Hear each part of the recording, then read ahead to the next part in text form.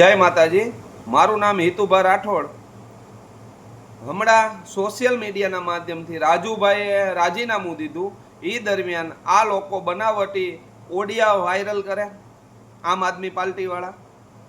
અને હું પ્રદેશની ટીમને મીડિયાના માધ્યમથી કહેવા માંગુ છું કે તમે ભાજપના અમુક નેતા ઉપર એવા આક્ષેપ કરતા હતા કે જોવો આમના સંસ્કાર, તો તમારા કેવા સંસ્કાર છે ને એ અત્યારે જ હું વિડીયો વાયરલ કરું છું.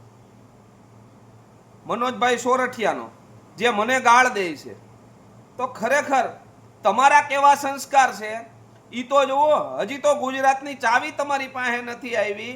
જો ગુજરાતની જનતાએ તમને જો ચાવી આપી દે તો તમારા સંસ્કાર તો બેફામ નીકળે એમ છે.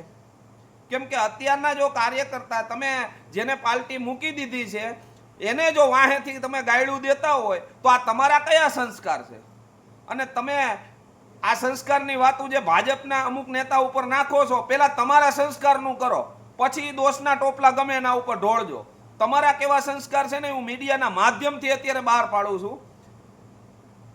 જય જવાન, જય કિસાન. અજી સાહેબ નમસ્તે. નમસ્કાર. બોલો સાહેબ, ઓલી કંઈક બાબતની ચર્ચા થઈ હતી, કૈલાસદાનભાઈનો ફોન આવ્યો હતો મને. હા, કઈ બાબતની ચર્ચા? ચંદ્રકાંતભાઈ બોલું. હા હા, કઈ બાબતની ચર્ચા? એટલે પંકજે કાલ વિડીયો બનાવ્યો ને, પંકજે કાલ વિડીયો બનાવ્યો. એ એમ કહે કે 2 તારીખે મેં સસ્પેન્ડ કર્યા, એમાં નામ નથી બોલતો બરોબર, પણ એ કેવા મને માગે. એટલે મેં કીધું મારી તો ફરજ આવે ને તમને જાણ કરવાની એમ. એટલે મેં કૈલાસદાનભાઈમાં વિડીયો નાખ્યો હતો, લાંબો વિડીયો હતો ને, એટલે પછી બધા ન નાખ્યો મેં. બરાબર. અને મહાદેવભાઈ અત્યારે મેં ઉત્તરાયણની શુભકામના માટેનો હે ને વિડીયો આપણા ગ્રુપમાં નાખ્યો, મોરબી જિલ્લાની આમ આદમી પાર્ટીમાં. તો મને એમનાથી રિમૂવ કર્યો. બરોબર. તમે હું આ ધાક ધમકી વાળું ચાલુ કર્યું છે? ક્યાં ધાક ધમકી દીધી કોઈને મેં? તો આ 11 વાગ્યા સુધી નકર આમ થઈ જાય ને તેમ થઈ જાય ને એ છે બધું. અરે કાંઈ નથી કીધું મેં. એ તો પંકજ ખાલી એમ એવી વાત કરે છે, ચર્ચા એવી કરે છે એના માટેની. બાકી પાર્ટી વિરુદ્ધનું મારું એક પણ સ્ટેટમેન્ટ ક્યાંય હોય તો મને બતાવો. નથી આ 11 વાગ્યા સુધીમાં આમ થઈ જાય નકર તેમ થઈ જાય નકર આમ કરી નાખશું ને એ બધું હતું. બસ સાહેબ, તમને મેં મોકલું હોય તમે વાંચો ને, આમ થઈ જાય એમ થઈ જાય એવું કંઈ લખ્યું હોય મેં. બરાબર.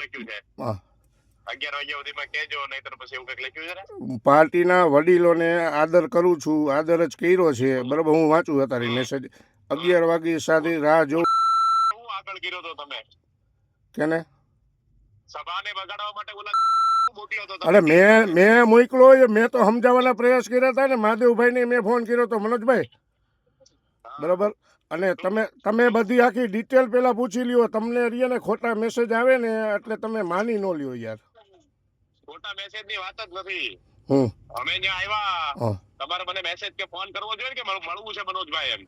અરે મનોજભાઈ મળવું છે કે આપણે પ્લાનિંગ આગળથી વાત થઈ ગઈ હતી ને મળવા માટેની, તો આપણે કેમ વાત થઈ ગઈ હતી, પણ તમે મને ફોન કે મેસેજ કર્યો કે મનોજભાઈ તમે મોરબીમાં આવો છો, બરાબર છે, થોડા વહેલા થોડા મોડા પડો તો મને ફોન કરજો, આપણે મળવું છે, એવું તમે મેસેજ કર્યો મને. પણ એ થયું પછી આપણે મળી શકતા હતા ને મનોજભાઈ. તમે તો નીકળી ગયા હતા, મેં ફોન કર્યો હતો બરાબર. એના પછી મળી શકતા હતા.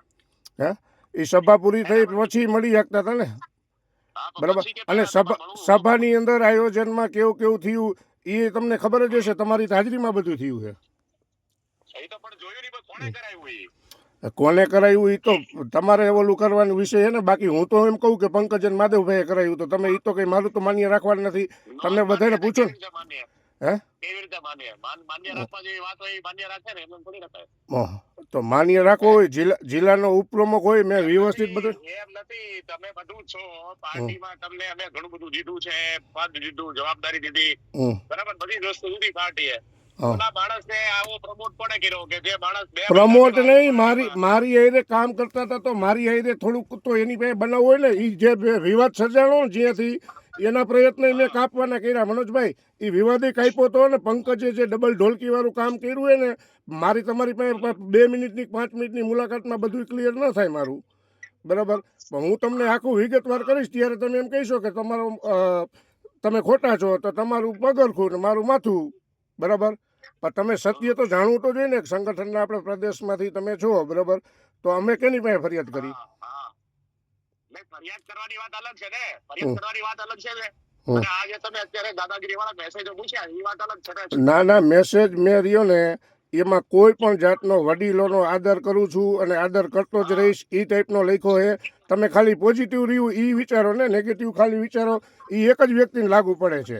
એ સાગરભાઈએ મેં વાત કરી હતી ને ત્યારે એમ કીધું પર્સનલ મેટર હોય ને તમારે પાર્ટીનું ખરાબ થાય, મેં કીધું એવું બોલતો નથી અને બોલીશ નહીં હું. હા. હમ. એટલે એ એમ કહે કે મેં 2 તારીખે સસ્પેન્ડ કરી નાખ્યો બરાબર, તો સસ્પેન્ડ કરવાની પાર્ટીના પ્રોટોકોલ મુજબ કેટલી પ્રક્રિયા હોય ને, 2 તારીખ પછી મેં 5 તારીખે 6 તારીખે પ્રદેશ કાર્યાલયની મુલાકાત કરી છે, તમારી હારે વાત કરી છે. મેં પ્રેમથી એમ કીધું છે કે તમે કહેતા હોય તો હું નિષ્ક્રિય થઈ જાઉં બરાબર, તમે એમ કીધું કે ના કામ ચાલુ રાખો બરાબર. સભાના આગલે દિવસ લગી હું બાપાને મેસેજ કરું, હું મહામંત્રીને. તો પછી હા તમે હિન્દીમાં મેસેજ મૂક્યો હમ. કે મને 1 એપ્રિલ સુધી હા બરાબર હું કામ નહીં કરી શકું, મેસેજ મૂક્યો ને. હા, પણ એ કામ ન કરવાનું રીઝન મેં તમને અગાઉ તમને કહી દીધું હતું કે ભાઈ મને આ થોડીક ખટપટને એવું હતું ને મને એમાં 1% રસ ન હોય કે પાર્ટી 2018થી ને અત્યાર લગીની પ્રક્રિયામાં ક્યાંક તો તમે જોયું હોય ને. આની એરે જ મારે તકલીફ થાય એટલે તમારે થોડુંક ડીપમાં જોવું પડે એમ. મારું કહેવાનું કેમ અત્યાર લગીના 3 પ્રમુખ હારે આપણે કામ કર્યું છે. એટલે બીજું મારું કાંઈ કહેવાનું નથી. મેં તમને એમ જ કીધું હતું કે તમારા ઓલી રાહ જોઉં છું, તમારા આદેશની રાહ જોઉં છું, એવું મેં કીધું હતું ને તમને. કઈ વાંધો નહીં, ચાલો હું અત્યારે પતંગ ચગાવું, છોકરા આવે પછી બધો કોલ કરીશ તમને, આરામથી વાત કરીશ. ભલે ભલે હાલો.